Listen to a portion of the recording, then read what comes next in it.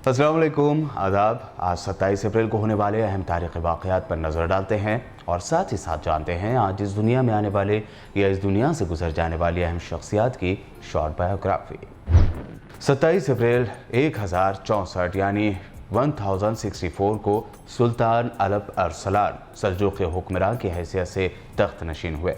अब्बासी खलीफा ने सुल्तान अलप अरसलान के नाम पर खुतबा पढ़वाया। उनके अहद में सल्जूक़ी सल्तनत के बॉर्डर्स बहुत बढ़ गए। सुल्तान अलप अरसलान ने इस्लामी दुनिया में सल्जूक़ियों का असर व इक़्तिदार बढ़ाया था। बाज़नतीनियों ने हमला किया तो 26 अगस्त साल 1071 को जंगे मलास्कुर्द में उन्हें इबरतनाक शिकस्त दी और कैसर रूम रोमानोस फोर्थ को गिरफ्तार कर लिया।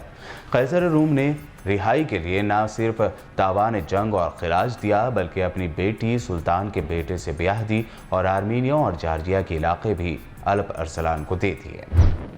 आज ही के दिन यानी 27 अप्रैल 1593 यानी 1593 को मुगलिया सल्तनत की उस मलिका का जन्म हुआ था जिसकी याद में ताज महल तामीर किया गया है, यानी अर्जुमंद बानो बेगम उर्फ मुमताज़ महल। अर्जुमंद बानो बेगम मुग़ल शहंशाह शाहजहां की बीवी और मलिका हिंदुस्तान थी। शाहजहां ने ही उन्हें मुमताज़ महल का नाम दिया।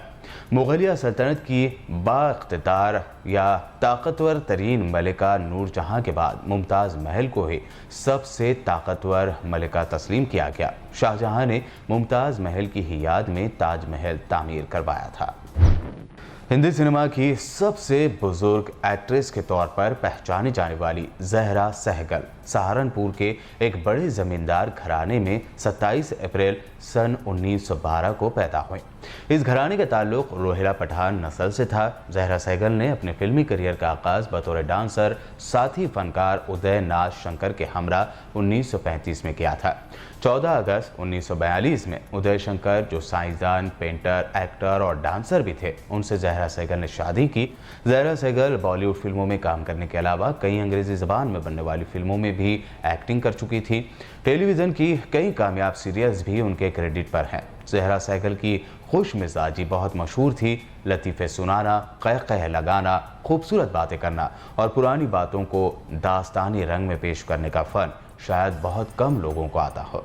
कई टेलीविज़न सीरियल्स और कई कामयाब तरीन फिल्मों में अपनी अदाकारी की जौहर दिखाने वाली भारत की सीनियर एक्ट्रेस ज़हरा सहगल 10 जुलाई 2014 जुमेरात की शाम 102 साल की उम्र में नई दिल्ली में इंतकाल कर गई।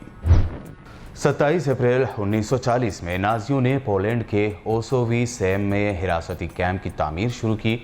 इसे आशविट्ज़ के नाम से जाना जाने लगा और इसे बनाने के अहकामात सीनियर नाजी अफसर हाई नरेश हेमलर ने दिए थे।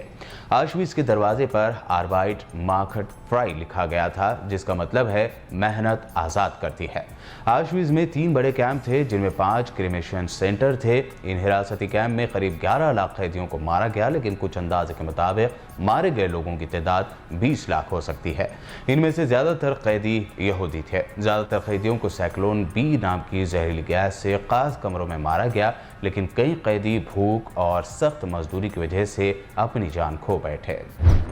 दूसरी आलमी जंग यानी सेकंड वर्ल्ड वॉर की वजह से 1945 में यूरोप वायलेंस की आग में जल रहा था। नाजी लीडर हिटलर की फौज के खिलाफ सोवियत यूनियन, ब्रिटेन और अमेरिका मोर्चा संभाले हुए थे। 27 अप्रैल को जर्मनी में एल्बे नदी के किनारे सोवियत और अमेरिकी अफवाज की पहली बार मुलाकात हुई। मास्को, लंदन और वाशिंगटन से एक साथ बयान जारी किए गए कि तीनों ताकतें हिटलर की थर्ड रेख को नीस्त व नाबूद करने के लिए पाबंद अहद है। दोनों अफवाज के मिलने से हिटलर की अफवाज 2 हिस्सों में तकसीम हो गई। ब्रिटेन के वज़ीर आज़म विंस्टन चर्चिल ने ऐलान किया कि चलो सब दुश्मन पर चढ़ाई करो। वहीं सोवियत लीडर जोसेफ स्टालिन ने ऐलान किया कि दुश्मन ताकतों का खात्मा हमारा फ़र्ज है। लंदन के सेंट जेम्स स्क्वायर पर वाक़ लीबियाई सिफारतखाने पर 11 दिन तक चले कब्जे का 27 अप्रैल 1984 को खात्मा हुआ। उसके बाद वहां बंधक बनाए गए सिफारतकार चलकर बाहर आ गए। इस कब्जे की शुरुआत एक खातून पुलिस एहलकार एवान फ्लेचर के कत्ल के साथ ही शुरू हुई, जिन्हें सिफारतखाने के बाहर गोली मार दी गई थी। लीबियाई सिफारतखाने पर हुई कार्रवाई के बदले में लीबिया के हुक्मरान कर्नल मोहम्मद कज़्ज़ाफ़ी ने त्रिपोली के बरतानवी सिफारत खाने को भी मुहासरे में ले लिया था।